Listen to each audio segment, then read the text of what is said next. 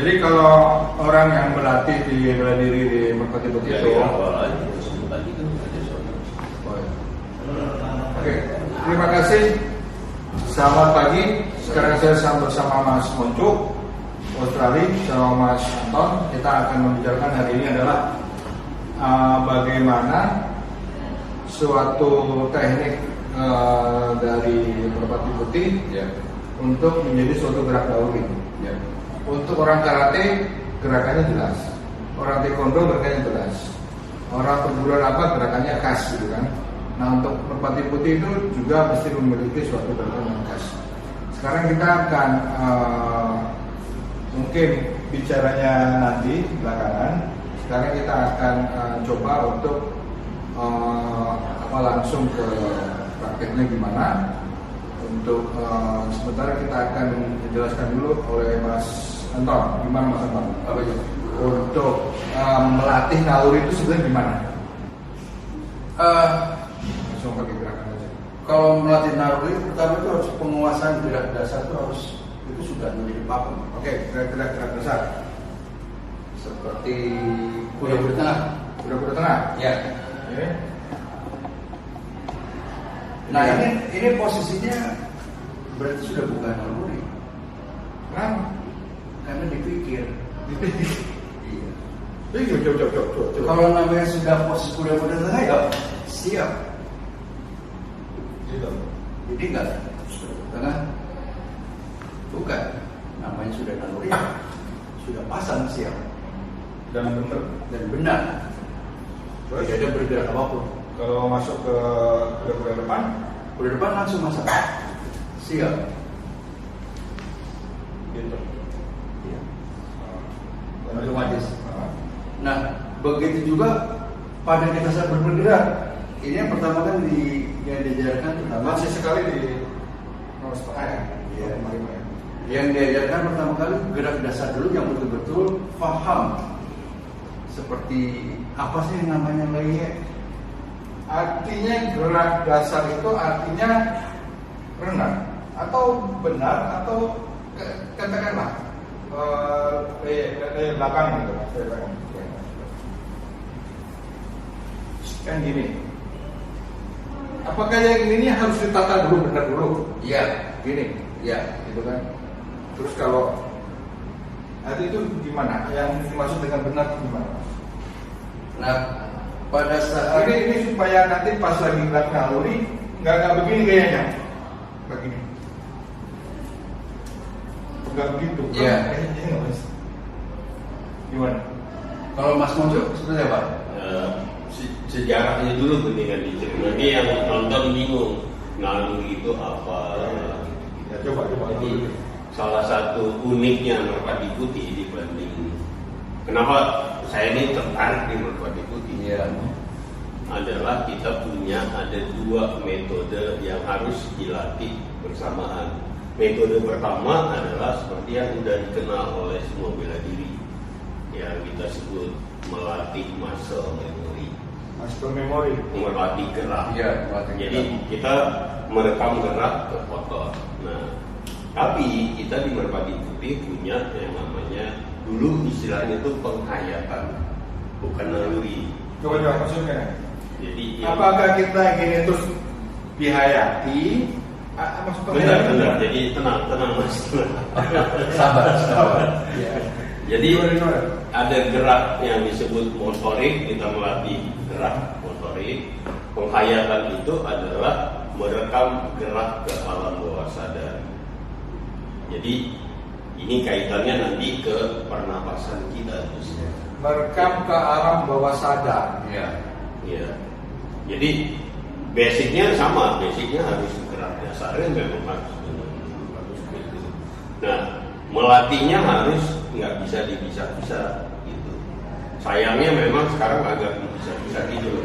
Jadi penghayatan itu hanya sekarang penghayatan itu disebut getaran dulu. Padahal itu rangkaian dari Harusnya dia menjadi kesatuan karena merpati putih kalau kita cabut yang satu dia jadi hilang bentuk merpati putih kita.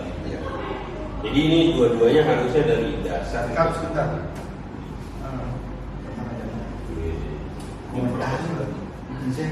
Kan orang tua pun suka kayak gini. Untuk heart rate Daripada dikomentarin pusing. Kacamata. Oh enggak.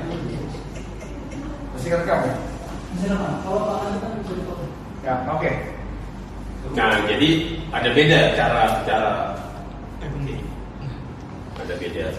Jadi yang disebut motorik, nah kita bisa berdua gitu. Ya. Yang disebut motorik adalah barusan Mas. Jadi kita melatih misalnya pukul tangkis, itu harus ribuan kali, itu disebut melatih. Nah, Kalau gerakan dibuat itu untuk motorik kan. motorik. Jadi kita melatih merekam memori ke muscle. Kebiasaan untuk melakukan Iya. gerakan yang Itu menghasilkan namanya refleksi. Nah, tapi kita punya metode yang berbeda, yang lain disebut penghayatan, yang kemudian jadi penghayatan itu adalah mengolah rasa naluri kita, yang akhirnya somehow sekarang diberi nama, mungkin jadi populer kayak getaran gitu. Walaupun menurut saya harusnya lebih, karena ya gitulah ya, kita pakai jadi istilahnya penghayatan atau naluri. Nah, penghayatan atau naluri adalah kita benar-benar menjiwai gerakan dasar kita dan kemampuan kita merekam setiap gerak secara sangat perlahan, Mas. Jadi gini, mulai kalau saya kasih contoh ya. ya. Kalau kita bicara gerak motorik adalah kalau kita mau maju ya kita maju gitu ya. Tapi kalau kita gerak naluri adalah kita benar-benar menghayati setiap proses gerak kita rekam, Mas. Jadi kita nggak langsung tangkis, kita punya yang namanya ayunan, kita punya lay di sini, kita perlahan, ini yang disebut ilmu naluri. Jadi melatihnya juga berbeda. Karena motorik nggak bisa kayak gini, motorik harus cek gitu. Nah ini tadi Harus sepelan mungkin. Ya. Sepelan mungkin dan sebenar mungkin ya. Karena itu kalau kuda-kuda kita salah, pelannya kita jadi salah, Mas. Gitu. Kalau kita kuda-kudanya benar, waktu kita mau pelan, kita benar-benar bisa berbeda dan kaki kita bergerak secara perlahan gitu. Kita pindah berat secara perlahan. Jadi kaki kita mulai kita angkat gitu. Dan kita bertumbuh hanya di satu kaki di situ. Nah, itu yang kita rekam secara naluri. Jadi metodenya memang melatihnya harus terpisah, tapi bersamaan, perlahan. Karena pada saat gerak ini serangan itu kan nggak harus selalu di sini, Mas. Serangan itu bisa kemana-mana. Jadi pelan itu kita menikmati proses dari iya. ini pelan, tendangan juga pelan, Iya. melangkah juga pelan, tendangan lebih samping juga pelan. Jadi kalau ininya nggak bagus ya dia pasti Oke. Nah, saat dikit lagi itu udah oke ya. Nah, kaitan dengan pemecahan benda keras ini yang menjadi lupa, Mas. Sebenarnya naluri itu adalah waktu kita mau mecahin benda keras, kan kita visual dia itu patah, ya. iya kan? Nah, ilmu naluri itu di visualisasinya itu tadi. Jadi kita suka terpaku ke matanya. Bendanya. Jadi waktu kalau saya mau dalam keadaan kritis benar, saya ketemu ini kan badannya benar-benar, Mas. Dia juga pastilah adalah kecil kemungkinan kalau saya hanya ngandelin motorik, dia juga cepat. Lebih cepat malah kadang-kadang. Oh, lebih cepat dia gitu. Kenal duluan gitu kan? Jadi yang saya lakukan secara naluri adalah ngebayang, ini maaf ya, apakah otaknya bisa hancur atau yang disebut once off punch. Itu yang saya tanamkan di sini. Jadi kita istilahnya dalam keadaan yang benar-benar apa istilahnya kritis, mati hidup lah ya. Kan bela diri buat mati hidup, bukan buat olahraga. Ya. Jadi seandainya dia nggak mati, gue mati gitu ya. Ya. Nah, jadi apapun yang dia gerakin, yang saya pikirin adalah saya benar-benar naluri saya benar-benar memvisualisasikan ini benar-benar hancur, bos. Gitu. Nah, itulah kenapa kita dididik mata-matain. Tapi tujuannya buat ini, bukan buat itu gitu. Tujuannya bukan buat matain. Bukan. Tapi kalau one span kena. Bukan membiasakan diri memvisualisasikan sasaran ini benar-benar hancur lebur, patah milernya gitu. Jadi kalau dia sasaran di sini, saya kan mesti ngelewatinnya jauh ya. Gitu. Ya, itu yang dilatih. Nah, sayangnya kita lebih terpaku suka mencari itu. Ininya lupa. Gitu. Iya bos. Ini kan, itu merem gitu. Jadi yang harus dilatih sebenarnya masih ini. Kalau kita mencari kan dia diem. Iya. Jadi kalau misalnya saya berhadapan dengan ini, saya udah nggak mikirin lagi dia mau nyerang saya apa, tapi saya mikirin saya mesti one shot dia. Karena kalau kita mau mikirin dia masih bersilat, kita telat. Kalau dia jago juga. Gitu. Jadi misalnya gerak, apapun yang dia gerak, saya udah. Jadi walaupun saya mati, dia mati juga ya. Apalagi kalau dia punya pisau. Iya. Gitu. Jadi kalau dia punya pisau, saya udah nganggep saya udah 3/4 mati, tapi nggak apa-apa, saya mati bareng gitu loh. Jadi semua titik matinya yang saya visualisasikan di kepala saya. Nah itu latihan naluri itu. Merekam. Tapi ini. Tapi nggak bisa untuk sport. Ya, naluri itu. Ya, bukan untuk pertandingan di Bukan. keras di kejuaraan ya. Ya. Dan dia juga nggak akan keluar biasanya saat kita sadar. Begitu. Karena naluri itu biasanya waktu kita benar-benar kritis, dia akan. Ini sebelum Mas Anton ya. Ya. Ada sedikit coba aja. Ya.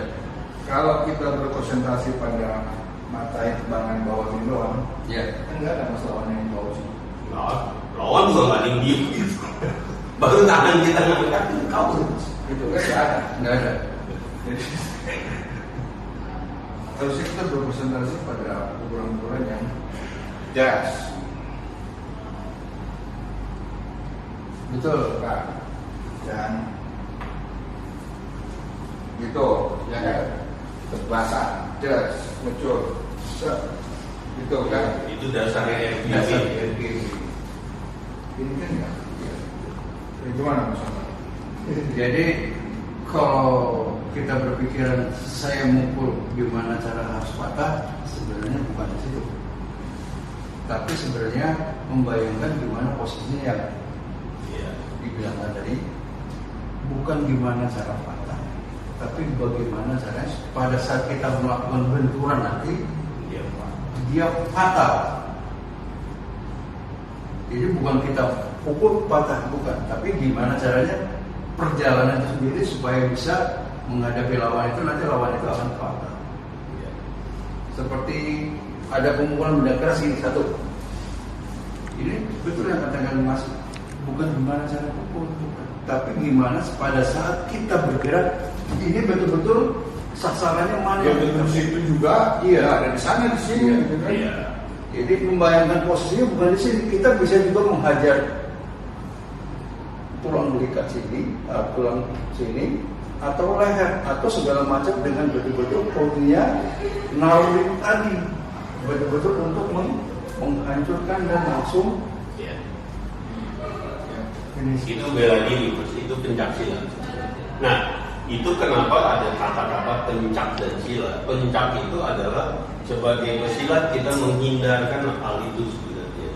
Kenapa kita simboliknya kita kembangan gitu. Itu sebenarnya menghindar. Tapi kalau emang nggak bisa menghindar, artinya silat adalah nggak mau kata nggak bagusnya adalah kalau gua nggak mati, lu mati. Gitu.